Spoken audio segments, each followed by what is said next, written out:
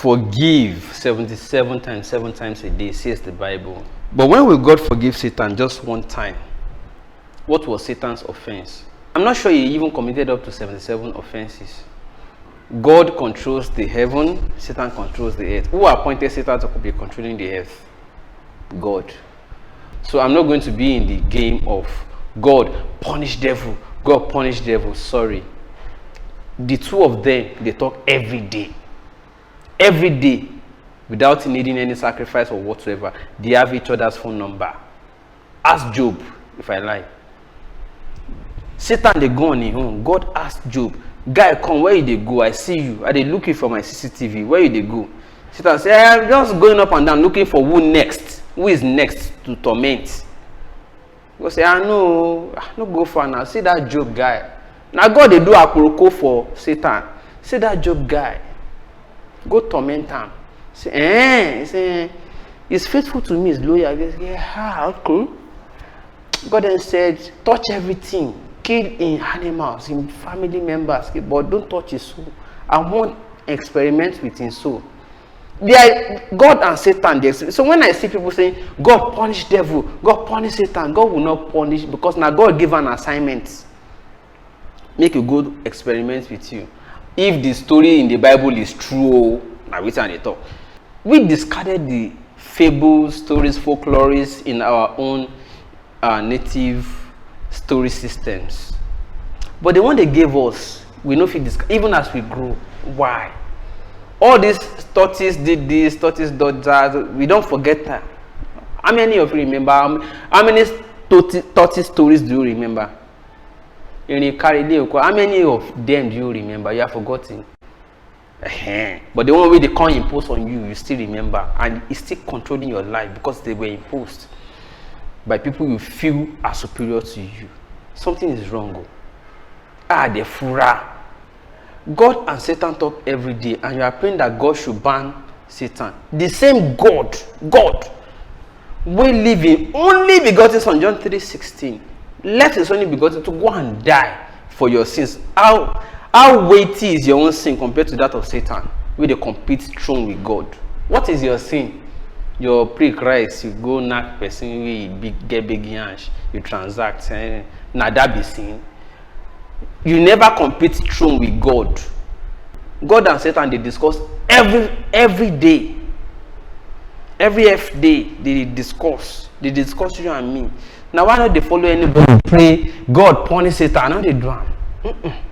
Because the two of them, they discuss. God appointed Satan to be ruling over the earth, while he's ruling over angels in heaven.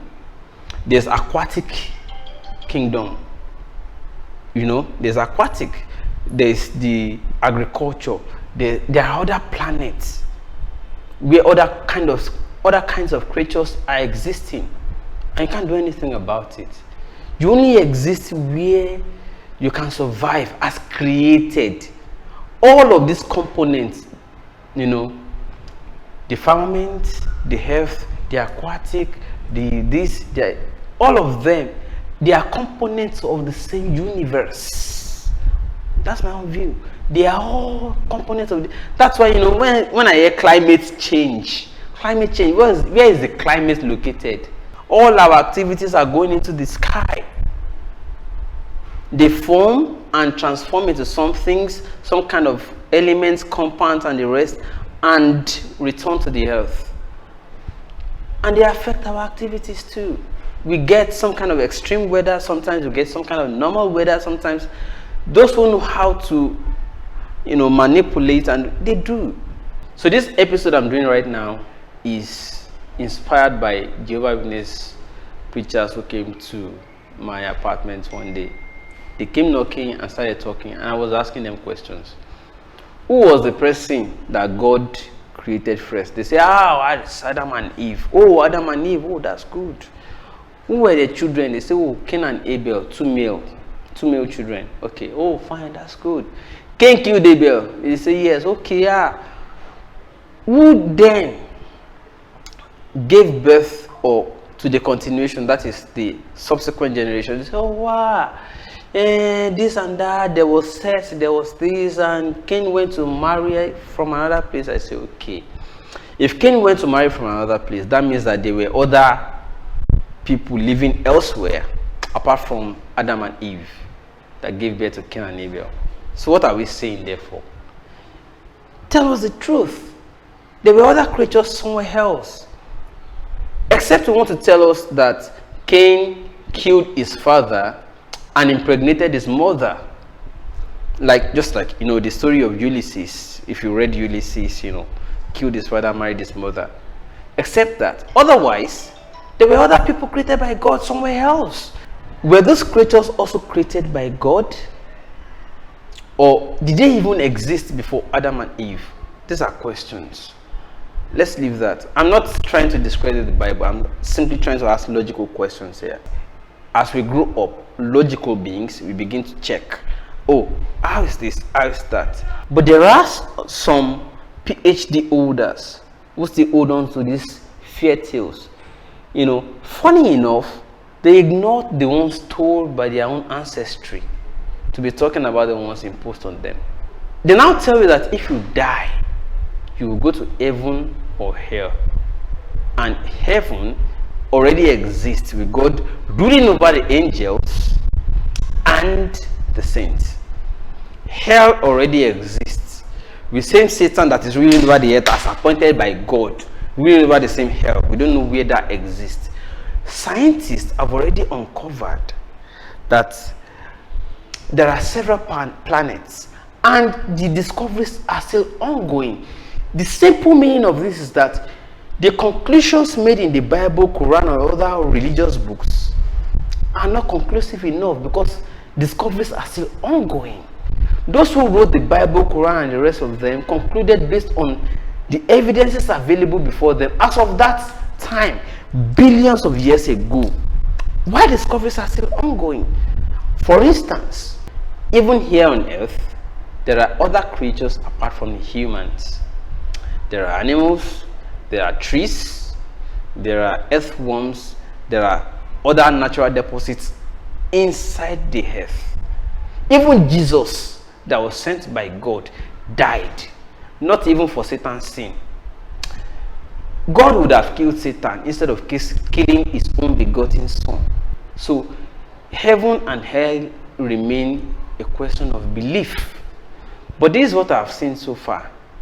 If you die, depending on where you die, if you die, for instance, where they bury people in, like they plant you in the earth and celebrate you and go back and continue to exist as living beings, by the time you decompose, you can become either of a plant, earthworm, crude, even water, under several surfaces of earth. As they are excavating, you can become water. You can even become gold. By the time you are mining, we'll mine you and say, oh wow, what a beautiful, natural deposit. We can take you into the lab, we can use it to make money and all that.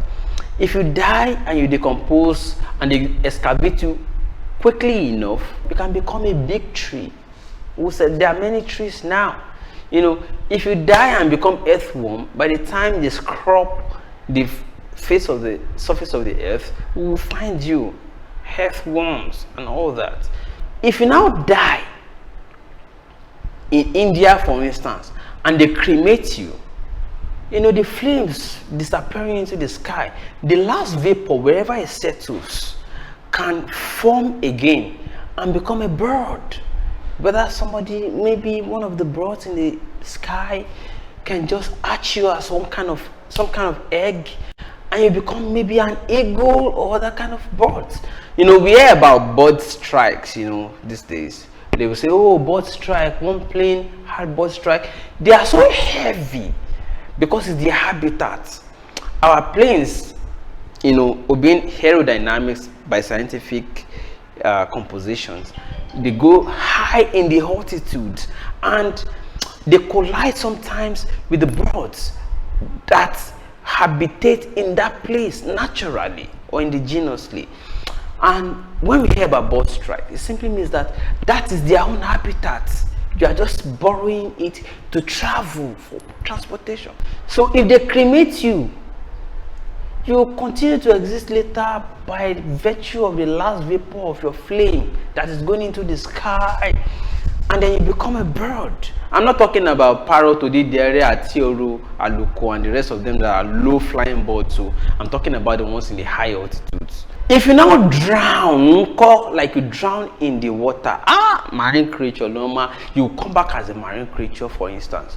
Maybe that is why those who are saying, John Pope or other people drowned or die by drowning should be buried by the water, because they are supposed to decompose in the new habitat and become dolphin, shark, whales, or other fishes, or even mermaid.